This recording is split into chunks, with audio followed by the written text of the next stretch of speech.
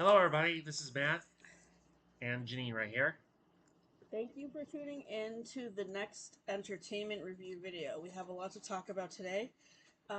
First of all, I would like to announce a change in our production schedule for these videos. Because of our busy schedule with family events and traveling, we will be doing videos once a month. We were originally going to do them bi-weekly, but we just don't have enough time to stick to that schedule. So after this video, the next video will be out on July 8th.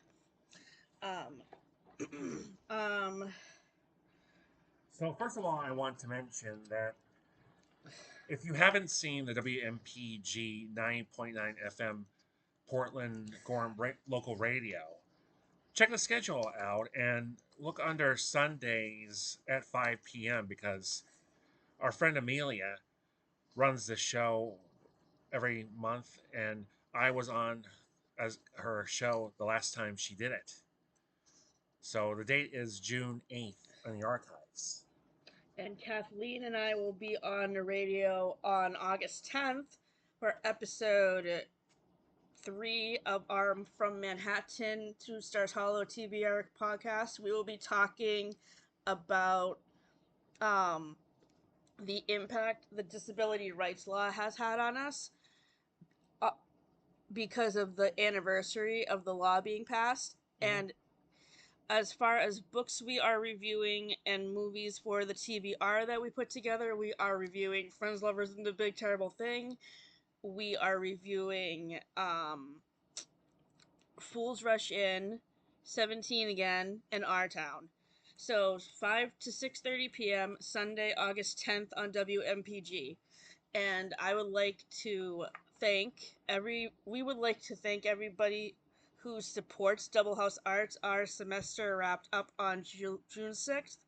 Our our summer fundraiser was on June 13th. We are hoping to review our sales because they were pretty low from this fundraiser. So we're hoping to make some improvements on the artwork that we're selling, and as far as how much we're selling and how much we're getting in returns from the sales, because we obviously didn't sell as much as we would have liked, um, and raise money for our collective. So we are hoping to retune that for next semester, which starts after Labor Day. Um, and then I am in a play for the next couple of days with Port Fringe. My art teacher, Amelia, is directing it. It's called A Tincture of Time. We have our opening night was on Friday. Um, And the and next one is going to be this upcoming Monday. um, And then I will be watching Janine at our final show on Friday night. the next three performances are tomorrow night at the brewery on Fox Street, Oxbow Brew, Rising Tide, and then also it is at Rising Tide on Wednesday night, and then And then Friday is Mechanics Hall. right. So we hope to see you there, and I would like to thank everybody in advance for supporting our show because we worked really hard on it in the short amount of time we had to have rehearsals. And now let's start to review some episodes. And we would like to start off with Disney Channel show Lizzie McGuire. So I grew up watching this show, and this first episode we're talking about today was probably one of the ones I connected with the most because I had body issues similar to Miranda. And also, if you have seen the Full House episode Shape Up, where DJ goes on a crash diet to fit into a swimsuit for Kimmy's birthday party, um, I I never had an eating disorder, but I always compared myself to girls who were popular, who wore all the nice Abercrombie and Fitch clothes, and yeah, the reason why I connected to Miranda was because I related to her insecure feelings about her body. I don't relate to them anymore. But when I was this when I was the age the show is directed towards, which is teenagers in middle school and high school, I definitely connected to Miranda. In this episode, Gordo is directing a music video that Miranda and Lizzie are being dancers in, and basically Miranda notices she looks unattractive in a picture that Gordo took of her, and she goes on a crash diet to lose a ton of weight so she looks good in the music video, when to me she looks fine. I don't understand why she needed to do that, because I didn't feel it was necessary. But it's obviously a plot device to inspire discussion about eating disorders, and how if you have a friend who is going through a similar situation, you can encourage them not to go on a crash diet like the one where Miranda went on, or the one that DJ goes on in Shape Up. Yeah, my thoughts on that episode were almost like Janine's. So it was an overaction Miranda had. And by the way, she was played by a woman with a one word name, Lelaine, here. So after she and Lizzie binge eat in this episode, it's Miranda was hiding her secret about not having this good feeling during the filming of their video. And what she ends up doing is crashing and not in eating, which is really bad for anybody's health. And Lizzie's brother, Matt McGuire, played by Jake Thomas, also goes overboard with his creative art skills in elementary school. So it ends up creating some chaos at home due to his chaotic nature. The next Lizzie McGuire episode we are going to talk about is called Lizzie Strikes Out, which is season 1, episode 21. This is the episode where Lizzie double books herself on the same night. She makes plans to go bowling with Gordo and Miranda and Ethan Kraft and But at their the same friend. time, And at the same time, Lizzie's father wants a nice father and daughter night together. and to compromise this, Lizzie invites her dad to go bowling with her and her friends, which I thought was really sweet. I I really like the bond between Lizzie and her dad. It's really sweet. Um, I don't remember who was the actor that plays the dad. I forget. I don't remember his name either. So, what would you rate Oh, these? it's Robert Cordrain, I think. Robert Cordrain. Okay. So in this episode, not only does Lizzie go bowling, but Gordo has to face his facts about that one bad time that he had, just like the other girls did once upon a time themselves. Just because you can have one bad moment in your life when you do something doesn't mean you could do it again. But Gordo fears it, and in bowling, he fears that he can't get the ball on the lane at all. And many people who go bowling for the first time, they should really comprehend, if they don't have bumpers, that you're going to get a gutter ball sooner or later. And that is very discouraging, but it shouldn't be, especially if you go out with friends or family. The next TV episode we are talking about today is Seinfeld, season 5, episode 7, The Wife. This is the Seinfeld episode from season 5 that Courtney Cox guest starred on before she was on Friends. This episode aired March 13th, 1994. Courtney Cox had quite the busy year that year because she was on Seinfeld, she did Ace Ventura, and then Friends started. So she was so busy.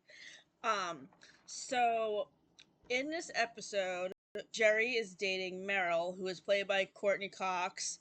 And I saw a little bit of how Monica's competitive spirit first started, because her and Jerry have this weird competition going on where they're like keeping track of how many times they say I love you to each other, which is weird.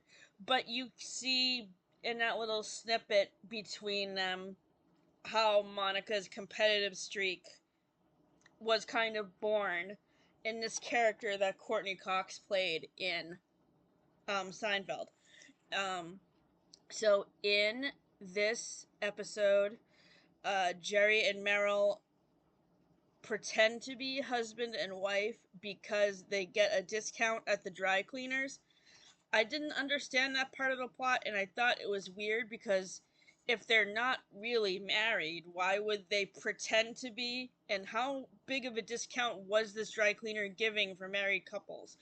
This episode really confused me, and I still enjoyed it. I just found the plot to be kind of confusing. And when they go to the diner during their time when they go to the dry cleaner, they also have their thing where they bring their own maple syrup. You can't get away with doing that at a diner, unlike some places where they think it's BYOB, bring your own booze or something. Right. Um, what did you give this Seinfeld episode for a rating? I kind of gave that maybe 7.5 stars out of 10. So the next episode we're talking about today is Will and Grace, season 1, episode 7. The truth about Will and The truth dogs. about Will and dogs. So, in this episode, Will and Grace adopt a puppy who is the same breed as the dog from Marley and Me, a golden retriever, and No, it's a Labrador Retriever. Labrador Retriever, yellow lab retriever. Um, so, um, I loved seeing Will and Grace bond with the dog. I thought it was very cute. Will is played by Eric McCormick, and Grace. Deborah Messing is Grace. Grace is played by Deborah Messing, who was also later in her career on a TV show Smash with Kristen Borle, around the same time Glee was on. So I love like how Will and Grace bond with the dog, and Will actually grows closer to the dog. And there is an episode of Friends, I think it's in season 7 or season 6. It's called The One Where Chandler Doesn't Like Dogs. This is where Will and Chandler are not the same because Chandler does not like dogs. So in this episode, Phoebe is trying to hide a dog that she's pet sitting for, and she has to like hide it in her purse because Chandler doesn't like dogs for whatever reason. Either he's afraid of them or he's allergic. I don't remember what his reasoning is. But in contrast to Chandler, Will loves the dog. He adores it, and I think his relationship to the dog is very cute. But sometimes we get the point that if you like the pet a little too much and you don't pay attention to your own loved one, then you get a little bit confusion going on and thinks that you don't like her anymore.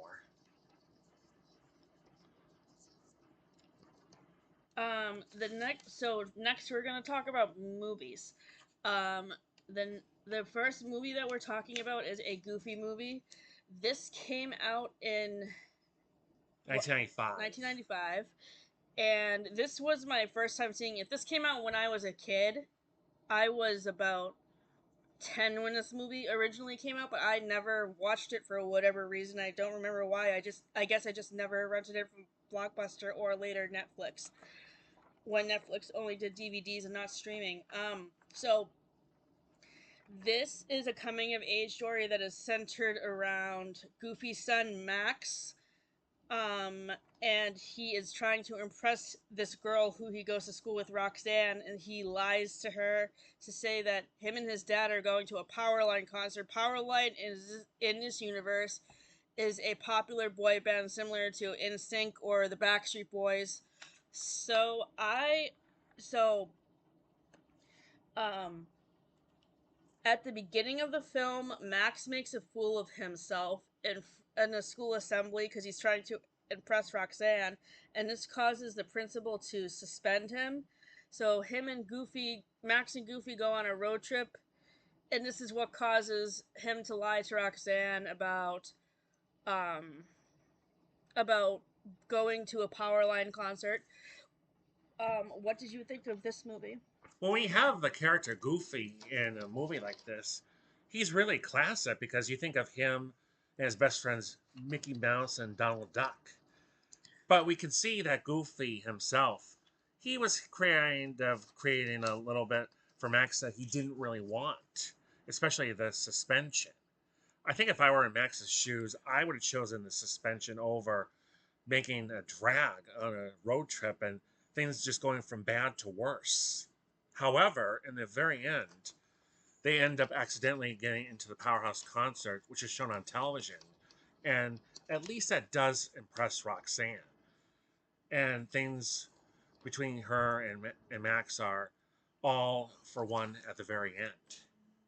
And Roxanne's that kind of girl who, in my honest opinion, creates with the same kind of reddish hair that kind of makes me think, boy, if I were attracted to a girl and trying to impress her like that, I'd be much better than what Max would end up being doing. But I did the same all for Janine. So, And I think we can all relate to Max because when we were younger, we had situations where we were awkward around the opposite sex. I know I had that experience a lot of times because I had a lot of crushes on a lot of guys, and I was always afraid to um, approach them. Um, so, what would you give the Goofy movie for a rating? I give it 8 out of 10 stars. Me too. Now, the other movie we're going to talk about is Lizzie McGuire movie. Now, when the time this was out, it was 2003, and after 2 successive seasons, this was the days when Disney Channel normally had shows after 2 or 3 seasons where they would have a big finale or they would make a movie that was a finale itself. But this was more than just a series finale. It was about Lizzie and her best friends graduating from junior high school and going on a big trip to Rome. Yes, so the teacher who leads the field trip to Rome is played by Alex Borstein, who is known for doing the voice of Lois Griffin on Family Guy. And she was really good in this movie. I've also seen her in the earlier episodes of Gilmore Girls, where she's the harp player in the lobby of the Independence Inn. So the things that I liked the best about this movie was obviously the Italian setting because it made me want to go back there, and I can't wait to eventually plan a trip down the line to go back there. Um, like the previous movies I have seen so far this year that have settings that are in other countries, Sisterhood of the Traveling Pants when Lena is in Greece, and this movie where they go to Italy, and also a movie we're going to talk about in a bit called um, Angela's Ashes, which is set in Ireland, and also Tuck Everlasting.